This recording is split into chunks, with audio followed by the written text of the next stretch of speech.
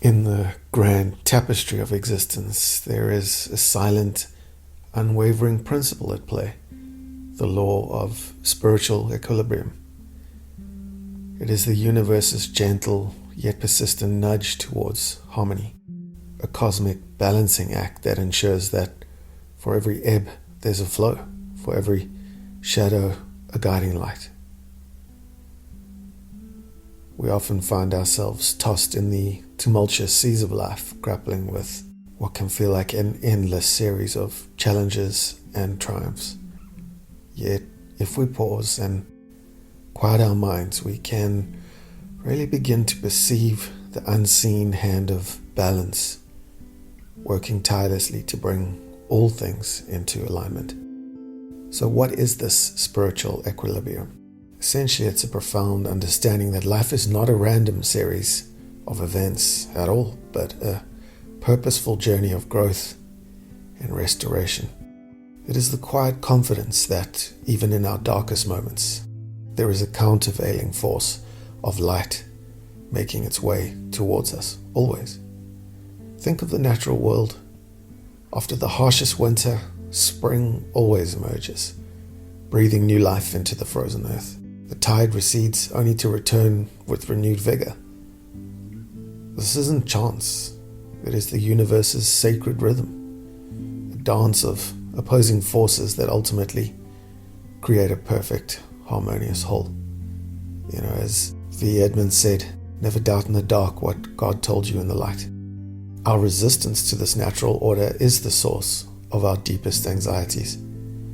We cling to moments of joy, dreading their inevitable passing, and we push away sorrow, fearing it will consume us.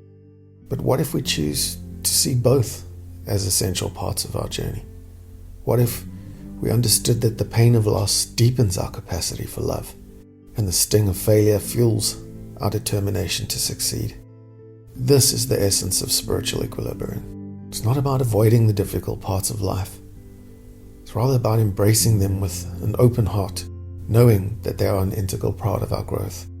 Thomas Merton said, happiness is not a matter of intensity, but of balance, order, rhythm, and harmony. The wise have spoken of the law of spiritual equilibrium for millennia. In Eastern traditions, the concept of yin and yang illustrates the beautiful interplay of dark and light, feminine and masculine, passive and active. One cannot exist without the other. They are two halves of a divine whole. So when we learn to honor this dance within ourselves and in the world around us, we step into a state of grace. We stop fighting the current and instead learn to navigate it with wisdom and compassion. Self-love. So how do we cultivate this in our lives? Well, it begins with acceptance. It is the gentle surrender to the present moment in all its messy, beautiful imperfection. It's the practice of gratitude, not just for blessings, but for lessons disguised as hardships. When we can look back at our struggles and see the strength they forge within us, we begin to trust in the universe's grand design. We begin to understand that we are not being punished, but polished. We should align ourselves with the law of spiritual equilibrium. It's a divine compass that the Creator has given us so that we can seek peace, wisdom, and understanding whenever we really need to.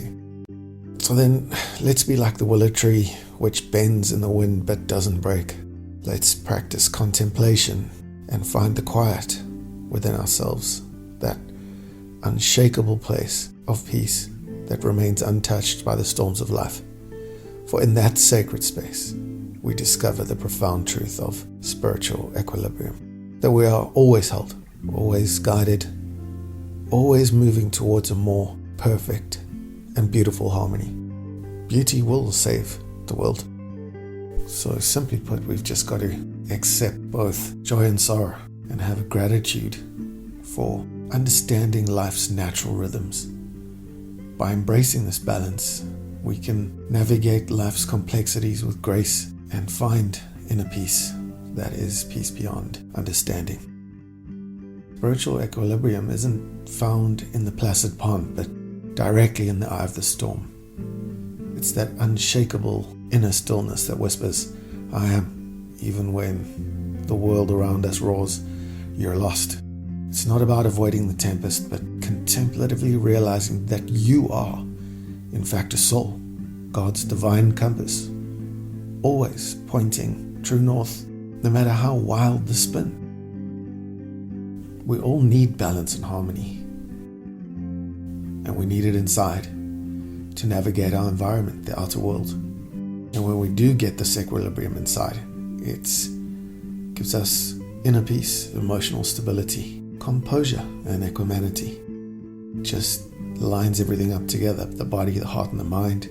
It lets you realize that you're a soul having a human experience, and life's challenges are just part of the game. So we look to the law of equilibrium not as a fixed destination, but as a continuous journey of consciousness, of self-awareness, growth, and alignment.